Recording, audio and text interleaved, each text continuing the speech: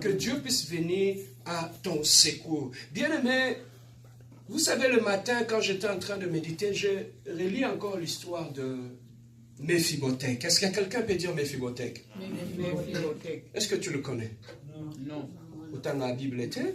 Oui. Est-ce que tu connais Méphibothèque? Non. Ok.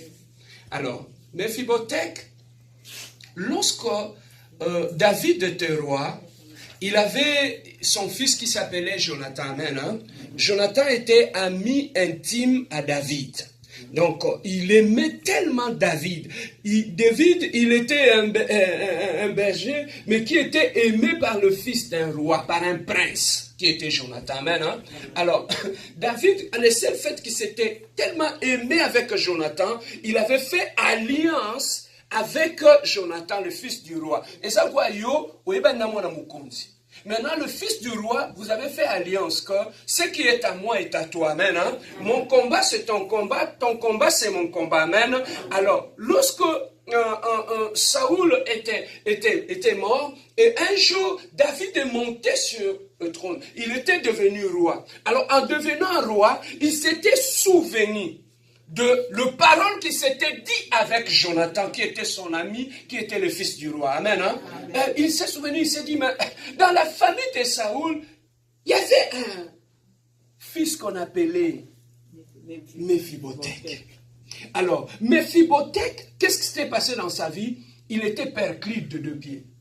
Il était, comment est-ce que je peux dire ça autrement? Il était boité. Amen. Hein? Il ne savait pas marcher. Pendant qu'il y avait la guerre, lui et ses parents, ils fouillaient. Pendant qu'ils fouillaient, il était tombé et il a perdu l'usage de ses 2 pieds. Et pendant ce moment-là, vous savez, en Israël, celui qui était handicapé n'était pas considéré. Amen. Hein? Alors, à ce moment-là, qu'est-ce qu'ils avaient fait? Après la mort de Saoul, ils ont pris Méphibothèque, ils l'ont envoyé aller vivre plus loin. Donc, dans le village du village du village des villages.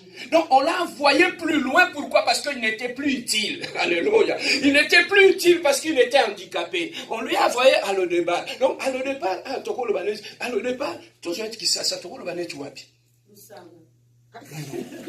Ça, c'est au village. Je dis que c'est comme à Kinshasa. Donc, dans Maloueka, dans le plus fond. Donc, dans le plus fond là-bas, Maloueka.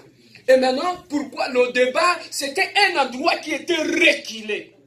Amen. Hein? Donc, on a vu que dans cet homme, qu'est-ce qu'on peut tirer encore de bon? Il n'a pas d'avenir. Il est perclite, il ne marche pas. Ils ont pris cet fils-là, ils l'ont envoyé à Lo-Debar. Et là, à Lo-Debar, on l'a oublié. Est-ce que quelqu'un peut dire oublier? Ils l'ont oublié.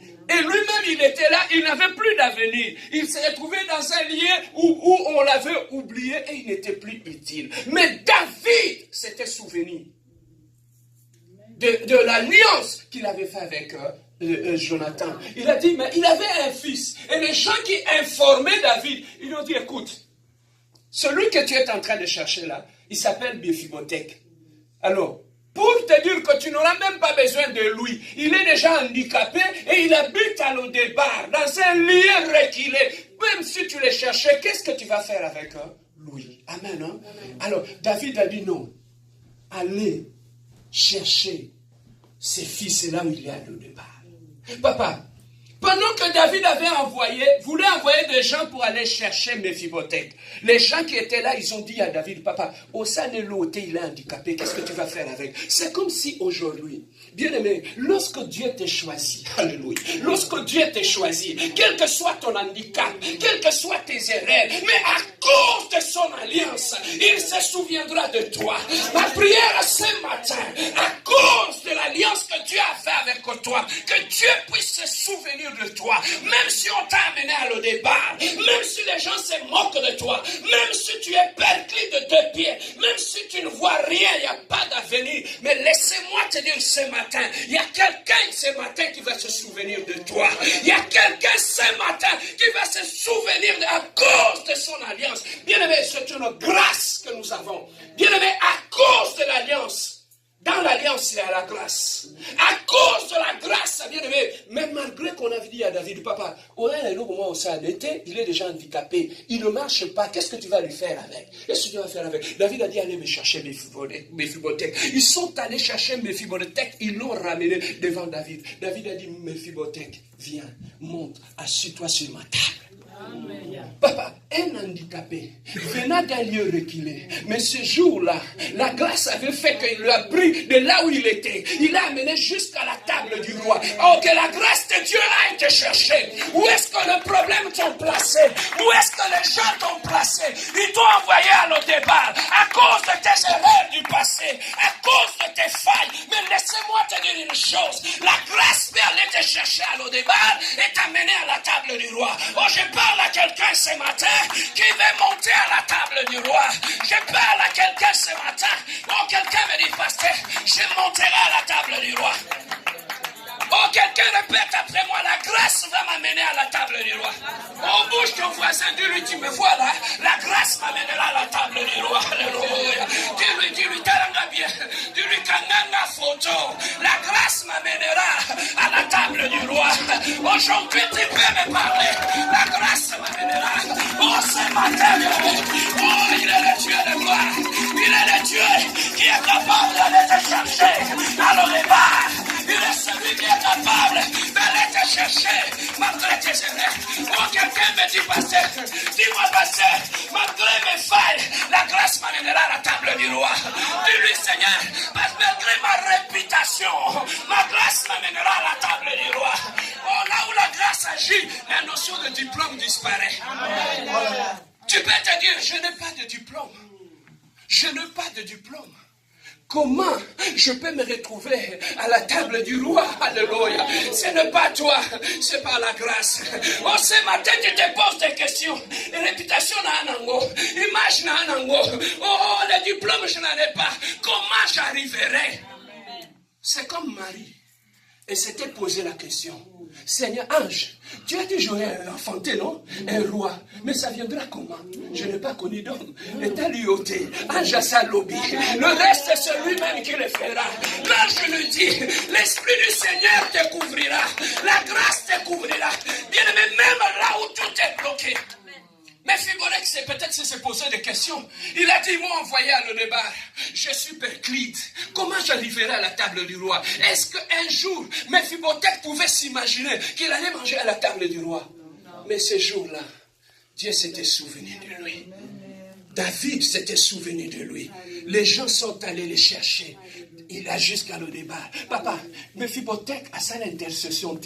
À côté, j'ai un yes. Là où la grâce agit, papa. Là où la grâce agit. Là où la grâce agit. Tu ne feras aucun effort. La grâce viendra te chercher. La grâce viendra te chercher. De la même façon ce matin. Oh, je dis à quelqu'un, là où les blancs t'ont mis, ils t'ont envoyé à le départ. Mais la grâce viendra te chercher. Amen. Tu te poses des questions. Comment cela se fera-t-il? Mais laissez-moi te dire une chose. Amen. Il a dit, Marie, tu as trouvé la grâce. Amen. Tu as trouvé la grâce. Tu te poses des... Papa, ma vie, quand tu as Dieu, ne perdez jamais l'espoir. Amen. Amen. Hein? Amen. Bon, il y a une place au Botamaka. Moi, il y a une place dans le monter. Alléluia. Tu ne sais pas où est-ce que... Ne te minimise pas. Ne te minimise pas, bien-aimé. Méphibosheth, il était perdu. Peut-être pour lui, il n'y avait plus d'avenir. Il était assis, il n'y avait rien. Mais ce jour-là, au devant de sa porte, peut-être, ils ont commencé à cogner. Amen. J'écoutais encore ce matin le témoignage d'un pasteur. Il me dit, il était handicapé.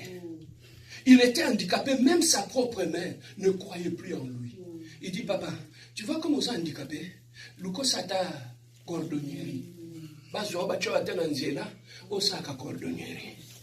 Même sa propre mère ne croyait plus à son fils. Il a vu l'handicap qui était dans son fils. Il ne croyait pas. Papa, depuis Nzamba Sangisa qui bonzambe nena mutu. Là où Dieu met ensemble le divin et l'humain, bien aimé, la notion, l'intervention des hommes ne porte paix. Amen. Hein? Même sa propre mère ne croyait plus en lui. Il disait, mais il est handicapé. Pendant que les autres mamans, peut-être rêvaient voir leurs enfants de médecins. Mais lui, il est né handicapé, condamné depuis le ventre de sa mère. Il est né condamné. Il a dit, pasteur, je marchais dans le bout de chemin. Juste avant que même que les gens ouvrent leur bouche, leur regard te condamne déjà. Ça fait plus mal même que les paroles qui sortent de bouche. Hein? Oui. Il arrivait à une fête, les gens le regardaient. Il était disqualifié. Sa propre mère ne croyait plus en lui. Même la société ne croyait plus en lui. Il a dit, l'église. Il est rentré à l'église. Il a commencé à chanter. Celui qui était pasteur, c'était son grand frère. Quand l'église commençait à grandir, son grand frère vient lui dire, du petit, toi tu es handicapé. Sa image. Ce n'était pas les voisins. Ce n'était pas quelqu'un d'autre. Celui qui lui a demandé de quitter, c'était son propre frère, son grand frère, à cause de son handicap. Maman